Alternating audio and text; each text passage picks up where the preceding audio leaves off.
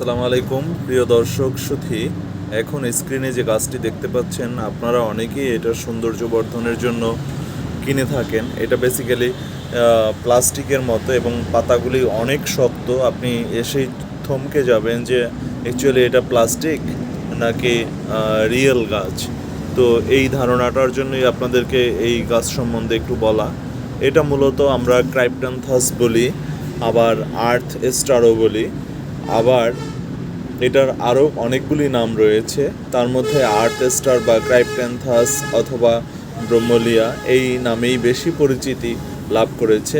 এটার অনেকগুলি কালার রয়েছে, তার মধ্যে আমার কাছে প্রায় 2-3টা কালার রয়েছে। তো এটার সব থেকে সৌন্দর্য হলো যে এটা যে কেউ দেখলে থমকে যাবে যে বেসিক্যালি এটা আসলে ন্যাচারাল নয় এরকমটা, মানে মানুষকে কনফিউজড করার একটা সুন্দর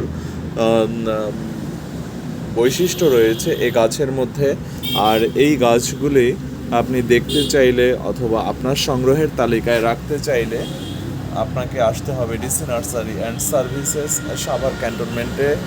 তো এই গাছ মূলত আপনার অন্দরমহলের সাজসজ্জার কাজে ব্যবহৃত হয়। এটা আপনি ব্যালকনিতে বা ঘরের মধ্যে যে কোনো জায়গায় রাখতে পারেন। মজার ব্যাপার হলো এই গাছ আসলে শিকড়ের থেকে যে খাবারটা নেয় তার থেকে বেশি খাবার নেয় এ, মানে বাতাস থেকে এবং কিছুটা আলো থেকে। তো শিকড়টা যদিও রয়েছে বাট শিকড়ের থেকে আলো বাতাস এর মাধ্যমে এর খাবার সংগ্রহের পরিমাণটা অনেক বেশি থাকে। ধন্যবাদ। এরকম সুন্দর সুন্দর ভিডিও পেতে চাইলে আপনি ডিসি নার্সারির সঙ্গেই থাকুন। ধন্যবাদ, ভালো থাকবেন সকলে।